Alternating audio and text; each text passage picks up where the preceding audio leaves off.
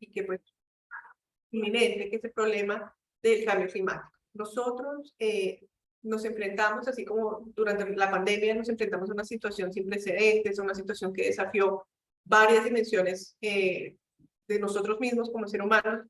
Así viene el cambio climático, ¿no? Este es un reto mucho más grande, es un reto que va a ser mucho más desafiante que la pandemia, y para el cual pues necesitamos soluciones prontas. Es importante ver pues cómo va aumentando la temperatura de manera anómala, ¿no? A lo largo del tiempo, y pues que veamos básicamente cómo la temperatura ha venido cambiando dentro de la atmósfera a nivel global, ¿no? Como vemos, esas zonas rojas, cada año que pasa, vemos noticias pues más alarmantes acerca de esta forma en la que viene cambiando el clima. Y en ese sentido es muy importante entender que los plásticos son parte de la solución. No hay ninguna de las alternativas que se está planteando hoy en día, por ejemplo, en electromovilidad, en transición energética, en energías renovables, que no cuente con el plástico. El plástico es fundamental para poder habilitar todas las tecnologías que van a hacer frente a este gran problema que tenemos como planeta. Es importante también ver, pues, cómo viene el CO2 también concentrándose en la atmósfera, cómo pues seguimos como humanidad generando CO2 y por lo tanto estos índices pues de consumo que se van generando, y esto pues básicamente nos enfrenta a un panorama en el cual nosotros tenemos que generar algunos cambios. Por un lado, eficiencia energética, trabajar desde lo macro, ¿cierto? Desde las grandes generaciones en nuestra cadena plástica, la petroquímica es el principal generador de emisiones de dióxido de carbono, y trabajar en la eficiencia energética, en fuentes alternativas, en hidrógeno, ojalá verde, y si no, pues gris o alguna otra alternativa intermedia, para ir migrando a soluciones de menor impacto energético. También, muy importante en la cadena de industria plástica, trabajar en la captura y secuestro de CO2. Hoy en día ya vemos algunos plásticos que están empleando CO2 como materia prima, y también entender que dentro de nuestro rol como generadores de productos plásticos, como generadores de empaques sobre todo, tenemos que velar porque el CO2 quede encapsulado dentro del material la mayor cantidad de tiempo posible, ¿no? Que no lo reciclemos, que no lo compostemos, sino que mantengamos el plástico en uso. Esta es la forma más ecológica de trabajar, el reuso, ¿no? Y es dentro de las alternativas de destino de fin de vida el que menos impacto ambiental tiene. Y pues lo que nos atañe el día de hoy, es posible que parte del portafolio de resinas que nosotros vamos a continuar consumiendo y que, como les digo, van a habilitar las soluciones que nos permiten hacer frente al cambio climático, vemos el tema de fuentes renovables y de materias primas que están basadas en plantas, ¿no? Estas materias primas tienen algo muy atractivo y es que absorben CO2, ¿no? Las plantas absorben CO2 durante su ciclo de vida, y eso hace pues, que en lugar de emitir CO2 al medio ambiente, podamos absorber CO2 al hacer plástico que proviene de plantas, ¿no? Entonces, en ese sentido, pues nos da esa independencia y nos mitiga el tema de cambio climático. Eso es importante entender. Antes de arrancar, quisiera partir de algo que es muy importante, y es entender, ¿no?, los diferentes términos que existen dentro de esta materia de bioplásticos. Uno es entender pues, qué es un biopolímero, ¿cierto? ¿A qué nos referimos con el término biopolímero? ¿Qué significa que sea biobasado, que sea un biomaterial, que sea compostable, que sea biodegradable o que sea bioplástico, ¿no? Son diferentes términos que vamos a ir utilizando durante nuestra charla. Y hay dos materiales, ¿sí?, que han venido colándose en la discusión de manera como distrayendo el escenario, que son los oxo-biodegradables, es una nueva línea, y oxodegradables son materiales que se generaron hace tiempo, que lo que hacen es fragmentar el polímero. Estos oxodegradables pues generaban microplásticos que nos dimos cuenta después de unos años que llegan a ser peor esa cura que la enfermedad, ¿no? Tener microplásticos es mucho peor que tener plásticos en el medio ambiente. Y otra alternativa que han llamado oxo-biodegradable, porque en este caso pues no genera plásticos sino oligómeros y otro tipo de sustancias químicas que, de acuerdo con algunos proveedores, pues vienen a ser absorbidas por la naturaleza. Un tema, pues, digamos que es bastante debatible, porque nosotros finalmente, pues, no nos interesa realmente una solución a medias, ¿sí? Lo que nosotros queremos en el campo de degradación es una solución total, o sea, un plástico que se absorba y sea naturaleza, ¿no? Otras cosas intermedias, pues, finalmente vamos a pasar a pagar la factura en unas generaciones, ¿no? Eso es un tema inadecuado. Acá, pues me gusta siempre mostrar esta gráfica para arrancar porque nos habla de los tipos de biopolímeros que podemos tener nosotros. Básicamente vamos a tener unos materiales que son no biodegradables, otros que son biodegradables, y vamos a tener plásticos biobasados y basados en petróleo, ¿sí? Entonces, tenemos los plásticos convencionales, que son los que no son biodegradables y son basados en petróleo. ¿Sí? ¿Eso qué quiere decir? Polietileno, polipropileno, todos los materiales convencionales están dentro de este campo. De otro lado tenemos plásticos biobasados, no biodegradables, ¿sí? Plásticos que están basados en plantas, pero que son absolutamente indistinguibles de un polipropileno o un polietileno. Estos son los bioplásticos como polietileno verde, por ejemplo, de Braskem, PET, que es un material que se puede producir también a partir de plantas, poliamidas, que se producen a partir de aceite de castor. Tenemos diferentes materiales que están basados en fuentes renovables, ¿sí? Pero no son degradables, no son biodegradables, es muy importante entender, y son bioplásticos, ¿no? Entran dentro de esa categoría. Y tenemos otros que son biobasados y biodegradables, lo que nosotros, pues, digamos, de pronto buscamos más dentro de los conceptos que tenemos, que son de pronto almidones, PLA, PHA, son algunos de los bioplásticos biobasados y biodegradables más comunes. Y tenemos otro rango de materiales que pues realmente son muy específicos, que son biodegradables pero basados en petróleo. De esos, Ecobio, por ejemplo, de BASF, es el ejemplo más significativo. El primer concepto, que es muy importante que entendamos dentro de esta charla, es la degradación. La degradación es un cambio significativo en la estructura química, en las propiedades o en la apariencia de un material que ocurre bajo condiciones específicas, en un periodo de tiempo y que determina la pérdida de alguna propiedad. Esto es muy importante, o sea, entender primero que no es en cualquier parte, ¿no? La degradación de bioplásticos no es equivalente a tirar una servilleta al mar y esperar que se deshaga, o a tirarla al borde de la carretera y esperar que se deshaga. Eso no va a pasar. Así no funciona esto, ¿no? La degradación de los materiales bioplásticos, de los materiales compostables, ocurre bajo condiciones muy específicas y además tiene que tener un periodo de tiempo acotado, ¿no? ¿Por qué decimos esto? Pues porque hay algunas degradaciones, hemos visto ya sustancias que no pasan muchos años y no se degradan. Digo, sí, sí es biodegradable. ¿En cuánto tiempo no? Pues 50 años, creo, ¿no? Eso tampoco nos sirve. La biodegradación es un proceso que ocurre incorporando organismos aeróbicos y anaeróbicos, ¿cierto?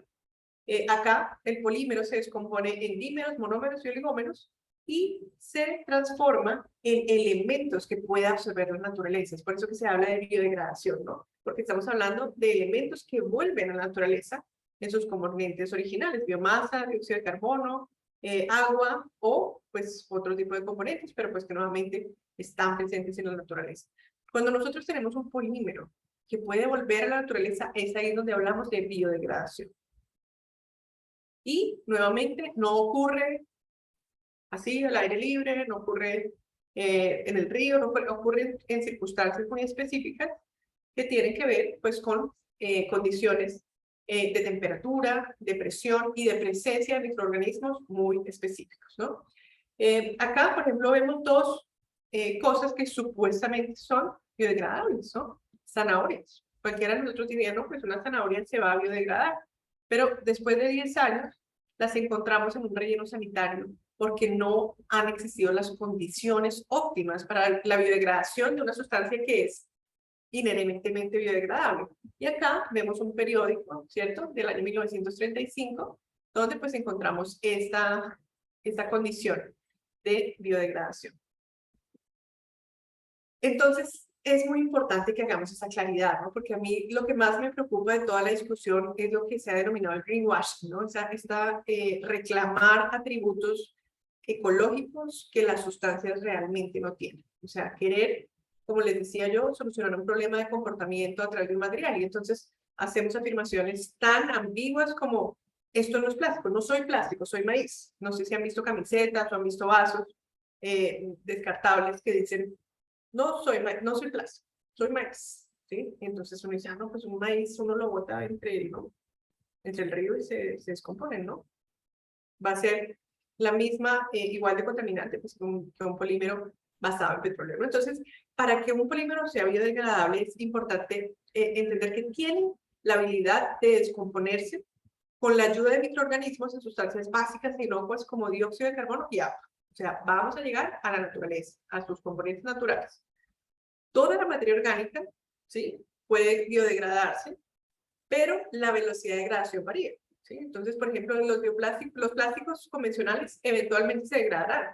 Lo que pasa es que el ritmo de degradación es tan lento que no va a alcanzar a compensar la tasa de producción. Por eso es que estamos preocupados por gestionar los residuos plásticos de una manera diferente, ¿no?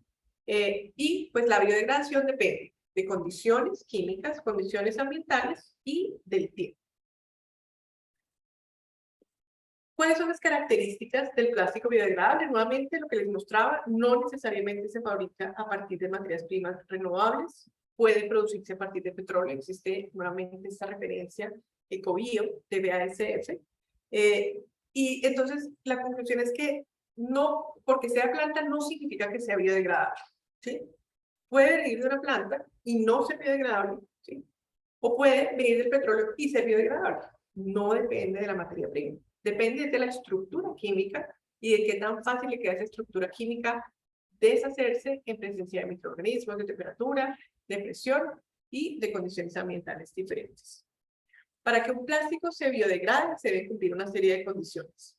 Humedad, oxígeno, microorganismos, temperatura, pH, tiempo y además tenemos que tener una certificación, ¿no?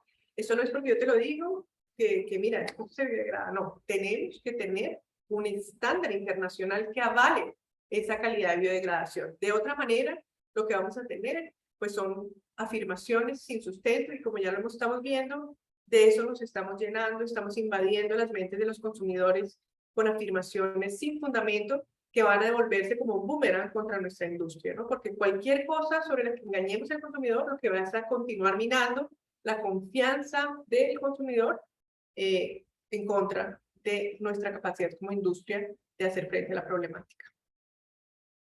¿Qué puede afectar la biodegradabilidad? Entonces, la estructura química, ¿no? Qué tan activa sea, qué tan capaz sea de reaccionar, el peso molecular, el diseño del producto, muy importante, y eso no está siempre claro.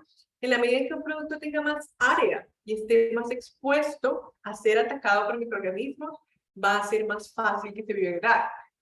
Una bolsa, por ejemplo, un empaque de pared delgada puede consumirse más rápido que, por ejemplo, una cercha o un soporte que yo haga que tiene más masa y que pues va a tener menos área en relación al volumen expuesto, ¿no?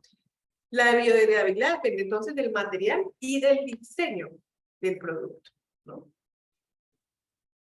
Los plásticos biobasados no necesariamente biodegradables, vienen de materias primas renovables, ¿sí?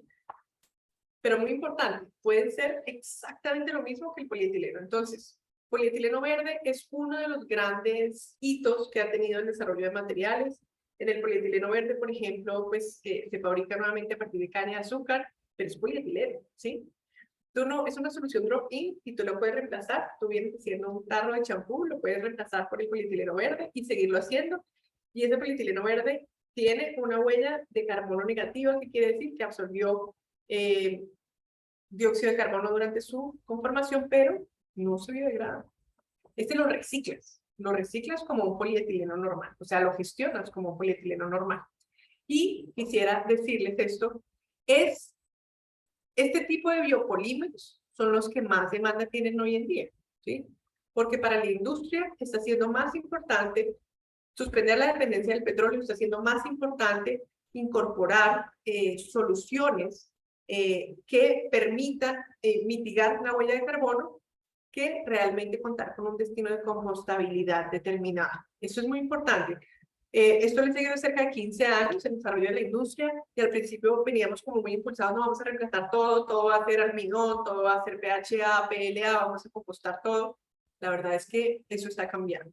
Tiene unos 6 años donde la industria dijo no, realmente no nos está yendo bien por ese lado. Necesitamos las resinas con atributos similares a las resinas fósiles y preferimos buscar alternativas de ese reciclo. Entonces, estos bioplásticos no biodegradables son los que, pues, básicamente están teniendo mayor crecimiento en el mercado de bioplásticos.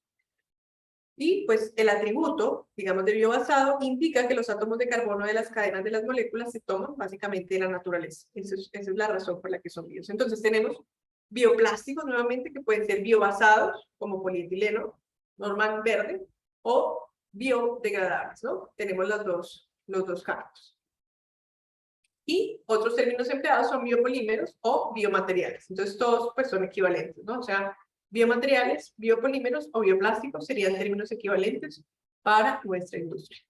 ¿De dónde pueden provenir los bioplásticos? De diferentes fuentes, ¿no? De diferentes fuentes en general, por ejemplo, incluso de aceite de cocina usado, plumas, caña de azúcar, maíz, frijol de soya, canola, gas natural, semillas de ricino, algas de madera, de aceite. En nuestro país, por ejemplo, de yuca, en Colombia, de casabe, ¿no? Se está produciendo de todo lo que tenga almidón, papa, de allí también se puede extraer. Y pues nuevamente este sería el panorama, ¿no? El panorama que, como les cuento, tiene estos bioplásticos que están biobasados, los bioplásticos que son biodegradables, los que no son biodegradables, los que son basados en fósiles y los que serían los plásticos convencionales. Acá, importante entender que estos plásticos biobasados entonces tienen atributos absolutamente comparables a los de los plásticos convencionales. Nuevamente no son degradables, son reciclables. Los bioplásticos biodegradables, pues sí, vuelven a la naturaleza en la medida en que puedan tener esas condiciones específicas de biodegradación. Y los bioplásticos que son basados en petróleo, pero pues tienen unas condiciones específicas moleculares que les permiten degradarse en condiciones ambientales, ¿no? Nuevamente, esta es la capacidad de producción de bioplásticos, como se pronostica del año 2019 al año 2024. En este caso, nosotros vemos pues los que son los plásticos biodegradables, los que son los biobasados no biodegradables, como les comentaba, pues que tienen un crecimiento bastante importante. Y acá, pues esos serían los que son los biodegradables, ¿no? Entonces, nuevamente, estamos pues esperando que crezcan bastante estos materiales y no necesariamente estamos apostando en los bioplásticos necesariamente en la biodegradabilidad. ¿Qué es importante entender?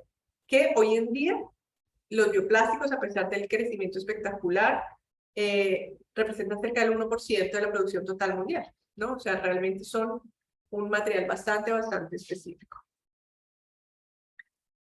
Otro tema que es súper importante entender es compostaje, ¿no? Porque el compostaje es ese destino de fin de vida que nos permite tener biodegradación bajo condiciones aeróbicas y parámetros controlados. Nuevamente, factores como temperatura, humedad, pH, aireación, son importantes para que ese material se transforme en lo que llamamos un compost, ¿no? O sea, un material, un abono que, pues, básicamente va a entrar a apoyarnos en el cultivo, por ejemplo, de materiales, ¿no? Entonces, nosotros tenemos el compost, donde tenemos microorganismos, fuentes de carbono y nitrógeno, como el plástico, agua, oxígeno, CO2, agua y calor, son las emisiones que se hacen y con el tiempo se transforman en un compost.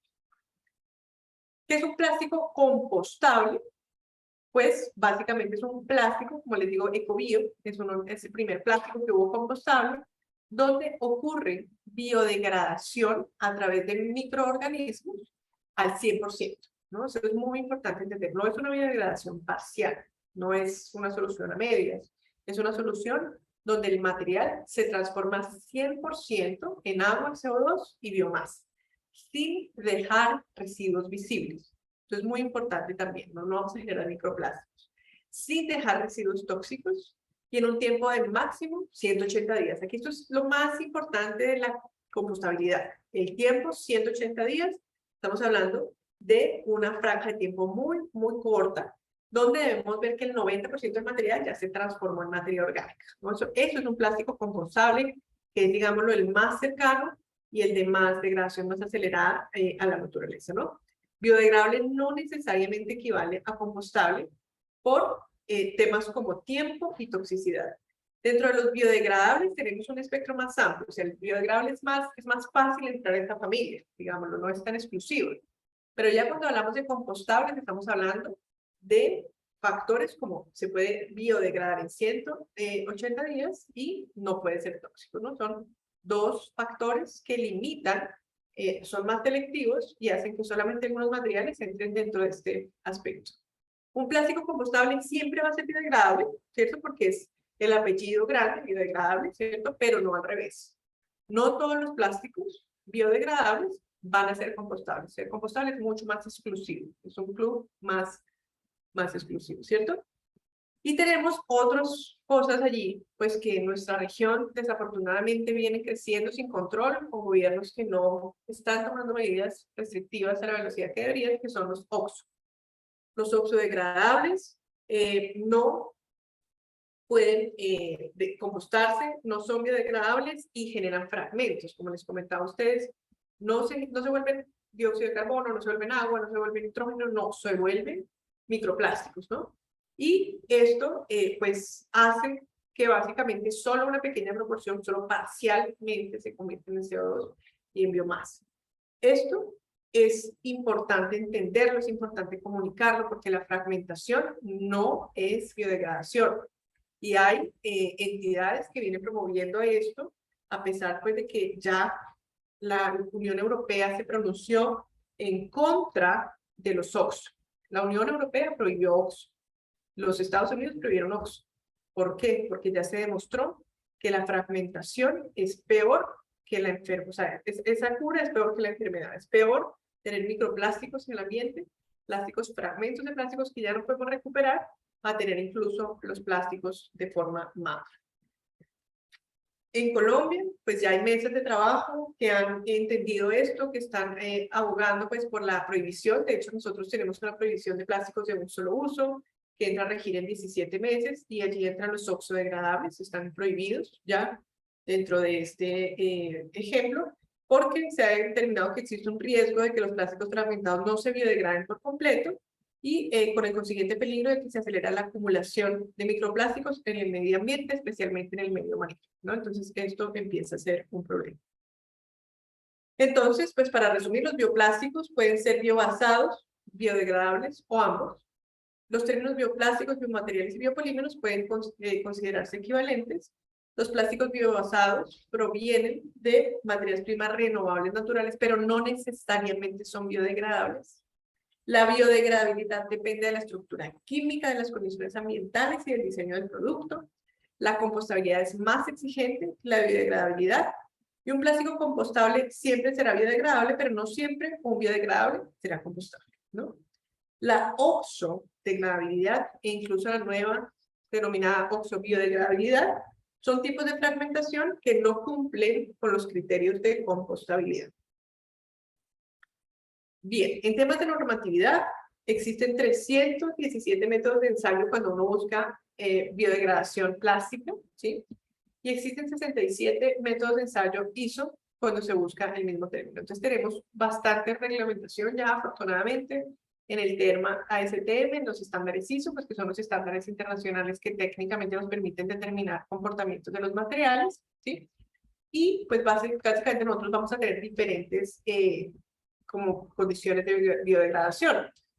Si nosotros disponemos el producto en un ambiente controlado, ¿sí?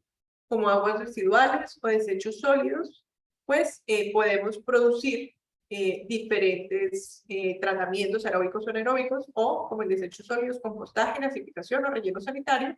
Y compostaje o la gasificación nos permitirían utilizar esos residuos biodegradables como compost en suelos. Pero también pueden existir métodos de degradación sin control, que son los que ocurren en la naturaleza, en aguas abiertas, en lechos marinos o en suelos. El compostaje está definido por dos estándares, el ASTM 6400 del año 2019 Y aquí básicamente lo que se trata es de la especificación de etiquetado para plásticos diseñados para ser compostados aeróbicamente en facilidades industriales o municipales, ¿no? Entonces es importante entenderlo, esto es para estas compostaje industrial, o sea, compostaje a gran escala. Y existe la 13432, que es la BIM. En este caso, requerimientos para empaque recuperable a través de compostaje y biodegradación, un esquema de prueba y evaluación con criterios de evaluación para la aceptación final del empaque, ¿no? Entonces, fíjense que tenemos estándares para biodegradación, para compostaje y también estándares para fabricación de empaques. Tenemos diferentes estándares, el 5338 para determinar condiciones aeróbicas de biodegradación en materiales plásticos bajo condiciones controladas. Fíjense estas palabras que son claves, condiciones controladas, incorporando temperaturas termofílicas. Acá tenemos pues dos variantes, la ISO 14855, 1 y 2, que determinan de biodegradabilidad aeróbica bajo condiciones controladas de compostaje, o determinación de la biodegradabilidad aeróbica de materiales plásticos bajo condiciones controladas. Y acá vemos pues diferentes métodos, método general y método gravimétrico en escala laboratorio. Son finalmente métodos que lo que nos permiten es soportar estas afirmaciones que empezamos a hacer. La E5988, que es el método estándar para determinar degradación de materiales aeróbicos en el suelo. La 6691, que nos permite determinar biodegradación por medios aeróbicos de materiales plásticos en el medio marino. En relleno sanitario tenemos esta que es la 5526, ¿cierto? Donde está pues en condiciones aceleradas de compostaje, perdón, de compostaje no, de relleno sanitario. Y los oxodegradables, que es la 6954, que es una guía estándar para exponer y probar materiales plásticos que se degradan en ambientes por una combinación de oxidación y biodegradación. Nuevamente, este es un método que, como les digo, se sale de la línea que estamos buscando, porque ni es reciclaje 100%, ni es compostaje o biodegradación 100%, sino es algo ahí en la mitad que nos viene generando más ruido y que, desde mi punto de vista, está desviando la atención de los consumidores pensando que hay un aditivo que va a solucionar realmente un problema de comportamiento, ¿no? Desde mi punto de vista, nosotros tenemos que pensar en un cierre de ciclo real. O lo compostamos, o lo degradamos al 100%, o nos vamos por el reciclaje. Pero esta solución intermedia, nuevamente, es una solución que está siendo cuestionada, que está siendo prohibida, y que además nos está generando la sensación falsa de que podemos solucionar el problema con aditivos. Bien, acá, pues nuevamente, ponemos para su conocimiento esta guía, donde pues tenemos estos estándares de degradación, que es una degradación incompleta, y pues de cómo se debería ocurrir la oxidación, pues donde se especifica que no se confiere la designación compostable o ninguna connotación de que estos materiales son aplicables o aceptables para el compostaje en un medio, en una unidad pues, de compostaje industrial, ¿no? Normativa para compostabilidad, entonces hablamos pues de 4 factores: desintegración, biodegradación, ecotoxicidad y características químicas. En este caso de desintegración hablamos de una degradación física, donde nuevamente tenemos 12 semanas para degradar el 90%, ¿no? Tenemos la 16929, que es escala piloto, y la 20200, que nos permite establecer condiciones de compostaje simuladas en laboratorio.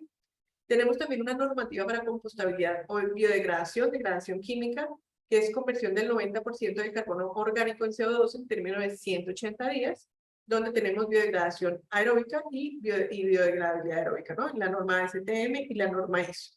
Acá lo que vemos es este esquema, que es del Fraunhofer, del Instituto Alemán, que determina la velocidad de degradación, ¿cierto? Con un material como celulosa, que pues nosotros hicimos alguna prueba en su momento, del tiempo en días que tomaba esa biodegradación.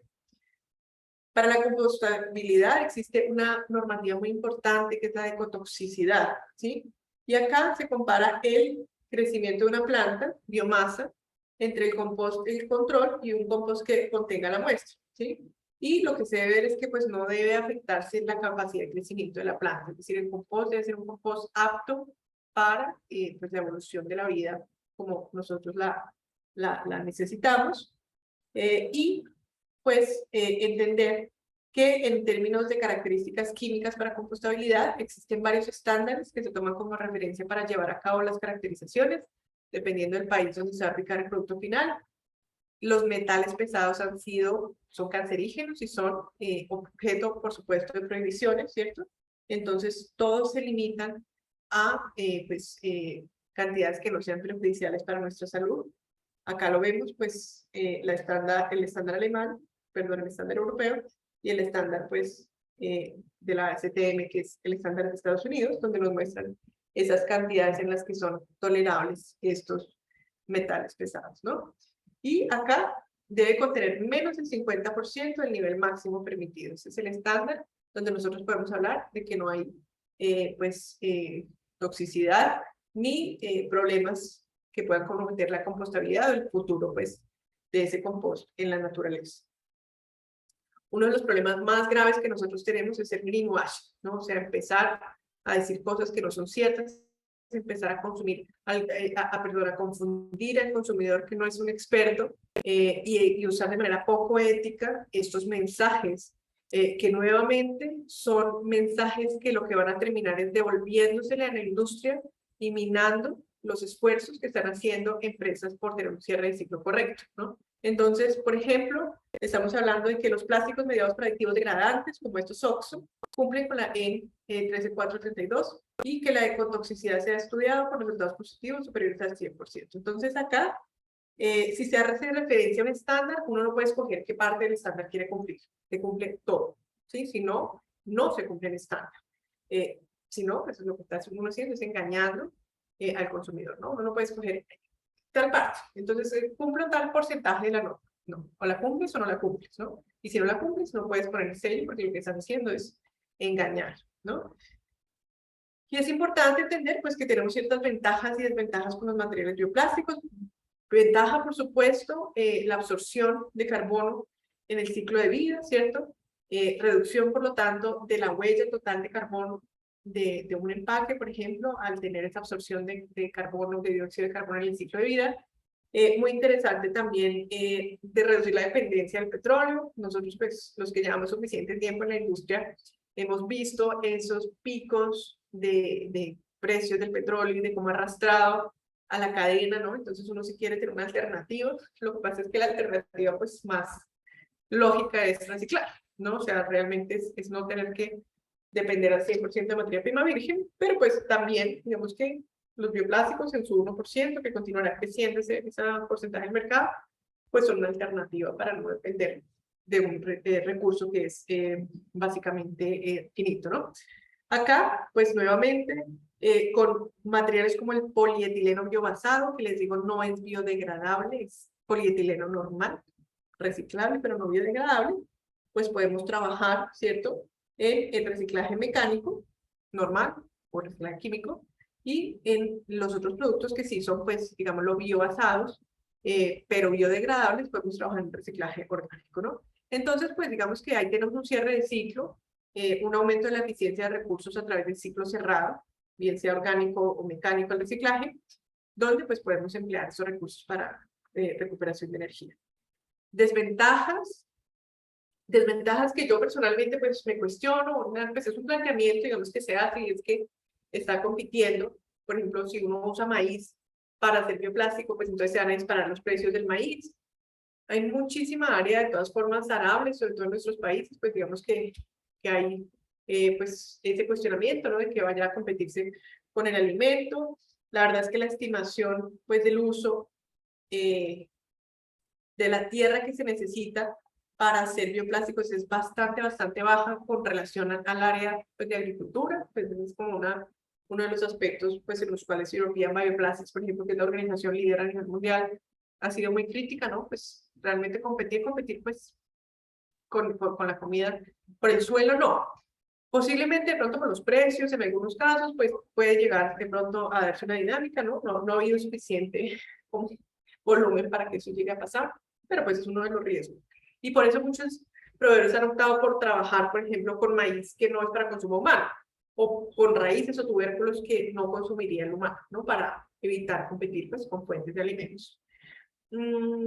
Importante entender que alrededor de los bioplásticos sería mucha emoción, ¿no? Entonces mucha gente cree, yo quiero fabricar con bioplásticos porque yo quiero ser correcto con el medio ambiente. En Colombia, por ejemplo, hay una aerolínea que se llama Bianca, que empezó a hacer sus vasos de PLA y le tocó crear una planta de compostaje para poder disponer correctamente de estos residuos, ¿sí? Si tú vas a una cafetería y te venden un vaso de PLA y lo dispones en la misma bolsa que dispones todos los demás residuos, estás absolutamente perdiendo el tiempo y perdiendo el dinero, ¿no? Porque no estás generando ningún cierre de ciclo correcto. O sea, el material, el PLA, en ambientes de relleno sanitario va a ser tan contaminante como el polietileno normal. O sea, ahí no existe nada, ¿no? Entonces es importante nuevamente entender que no es el material la solución a un problema que tiene que ver con comportamientos. Otro, el origen del problema, no es un problema de material, es un problema de sustitución, es un problema de cadena, ¿no? Es un problema de gestión de residuos. Desventajas, pues digamos que el tema de costo de producción a gran escala, todavía no estamos listos para producir en una escala que permita mantener de pronto la competitividad del material en ese sentido. Y pues también, digamos, un tema y es ese tema de greenwashing, ¿no? O sea, creer nuevamente que vamos a solucionar y vamos a venderle al cliente cosmético un pote de crema en PLA, ya soy maíz y no soy plástico, ¿no? Entonces, este tipo de campañas son tóxicas para el desarrollo sano de esta industria, ¿no? Entonces, hay nuevas iniciativas, hay, por ejemplo, en México una asociación de bioplásticos que busca informar de manera correcta, ¿no? Hacer esa educación de manera ética.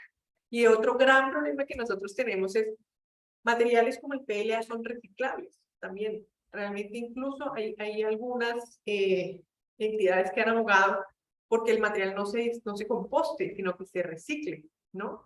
Algo que a uno le duele porque no dice, pero si es un material compostable, ¿por qué no lo devolvemos? Y dicen, no, estás encapsulando durante más tiempo el carbono, estás haciendo un uso más eficiente de los recursos y lo reciclas. Entonces, bueno, vale, reciclémoslo, pero no tiene triangulito, no tiene una identificación en el sistema de reciclaje para que tú puedas separar el PLA y aprovechar. Entonces, esto también es una dificultad grande que nosotros tenemos. Y entender, pues, que la compostabilidad no va a suceder así al medio ambiente, ¿no? Debajo de un árbol, sino que necesita medios y condiciones muy específicas para la biodegradación, ¿no?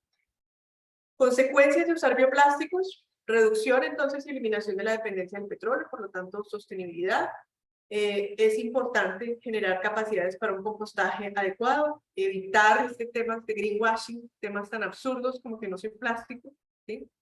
Un vaso de plástico que dice no soy plástico, sin un comportamiento bipolar. Evaluación objetiva de los reemplazos en las aplicaciones a través de un análisis de ciclo de vida y huella de carbono, ¿no? O sea, no pensemos nuevamente que un material va a ser la solución, hay que hacer análisis de ciclo de vida, entender huella hídrica, entender disposición. Si en nuestros países no hay una disposición correcta, no hay una posibilidad de biodegradar en condiciones industriales, los bioplásticos siguen siendo tan nocivos para el medio ambiente como los plásticos fósiles. Conclusiones, entonces, los bioplásticos tienen el potencial de aportar la reducción de la huella de carbono, ¿cierto? Tienen el potencial de apoyar la sostenibilidad, pero es importante asegurar un cierre de ciclo adecuado, ¿no? Si estos plásticos que son biodegradables y compostables terminan en un relleno sanitario, pues no hicimos nada, no tuvimos ninguna ventaja. El gran reto, pues, que tenemos nosotros es no depender de las áreas cultivables para la producción de bioplásticos y comenzar a emplear biomasa que actualmente se generan a través, por ejemplo, de cáscaras, pepas de aguacate, bueno, otra cantidad de materiales que son subproductos de la agricultura. Y importante, pues, saber que nosotros como consumidores tenemos un rol decisivo en la gestión de estos y otros materiales, ¿no? No nos podemos desentender y decir, ay, lo boto al medio ambiente como una cáscara de plátano y ya se va a absorber eventualmente, no. Si queremos gozar de la inocuidad, de la comunidad y la conveniencia que nos brindan los plásticos, tenemos que asumir la responsabilidad de la gestión de este tipo de productos. A todos, mil gracias por su atención y en este momento ya estamos disponibles para las preguntas. Laura, te las voy a ir leyendo, ¿listo? Tenemos 6 preguntas en este momento. Entonces, primera, los plásticos biobasados, ¿qué tiempo pueden durar en descomponerse? Plásticos biobasados pueden a veces durar años, ¿no? O sea, hay algunos estudios que muestran que hay bolsas, por ejemplo, en el Reino Unido de Tesco, que se descomponen en 10 años. O sea, eso no les quita que sean biodegradables, lo que pasa es que pues su periodo de biodegradación pues no es conveniente para lo que estamos buscando. Por eso es que buscamos esas metas más agresivas de la compostabilidad de los 180 días. Adelante. Segundo, si los bioplásticos representan una solución, ¿por qué se producen en un porcentaje tan bajo? Esto es una pregunta muy interesante, es porque son mucho más caros. Un bioplástico puede valer 2 o 3 veces más por kilo que una solución convencional. Entonces ya cuando tú le empiezas a pegar el bolsillo a los consumidores, ya es como, ¿no?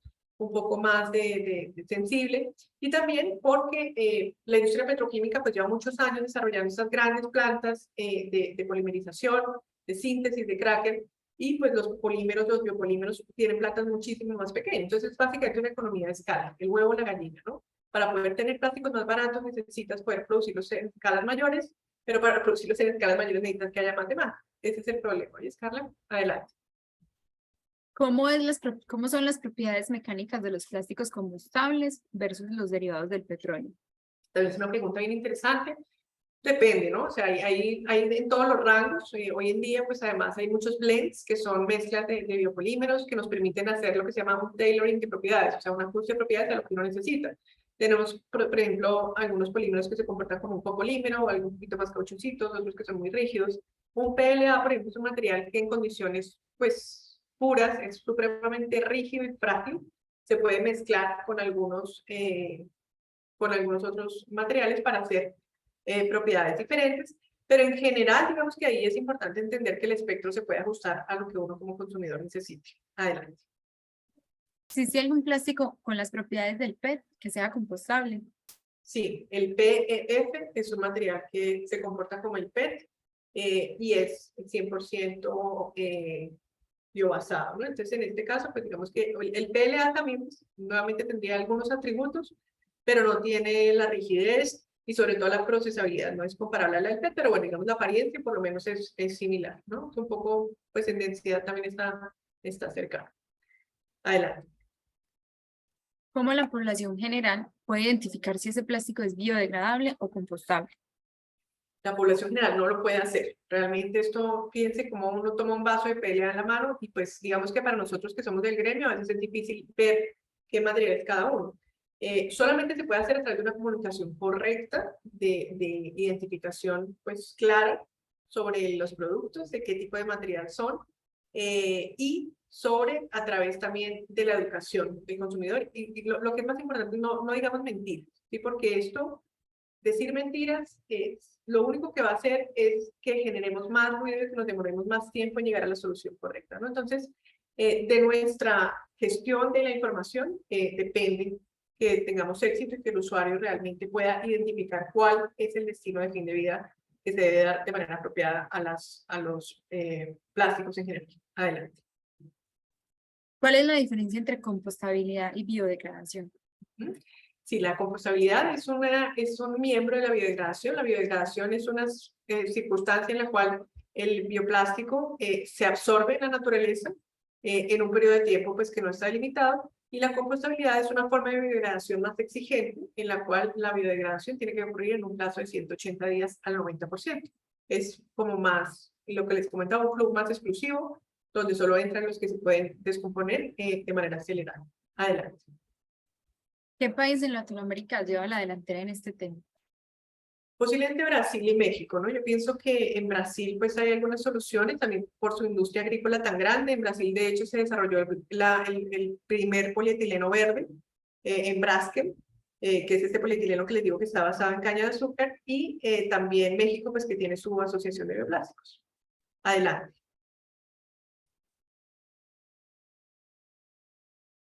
Aquí tenemos una última. No logré ver la norma ASTM D5511 dentro del listado de normas de biodegradación en relleno sanitario.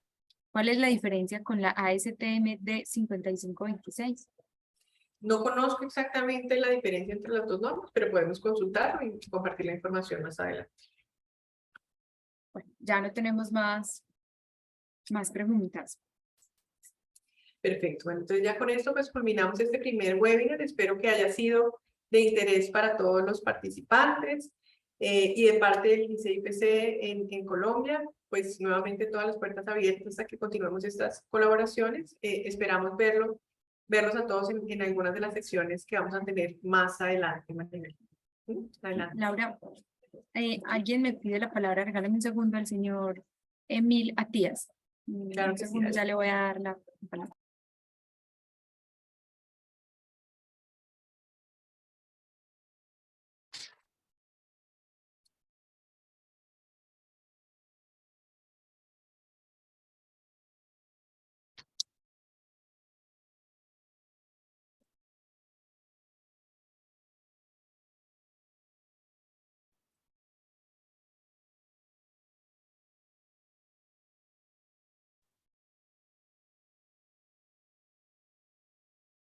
Creo que no te vimos. Ahí. En lo que nos interviene Emil, que es el de Adiplas, el director de Adiplas, de la Asociación de Industriales de Plástico, pues el CCIP quiere concluir dando las gracias a todos los participantes que nos acompañaron. Tuvimos una exposición muy interesante y compartimos ideas muy valiosas. Está claro que la colaboración del gobierno, el sector privado y la academia es esencial para abordar este tipo de desafíos y lograr un futuro más sostenible. Nuestra industria es amplia y extensa y rica en temas. Y por esta razón les invito a que sigan en contacto con nuestras redes y participar en los próximos webinars. Muchas gracias a todos por participar.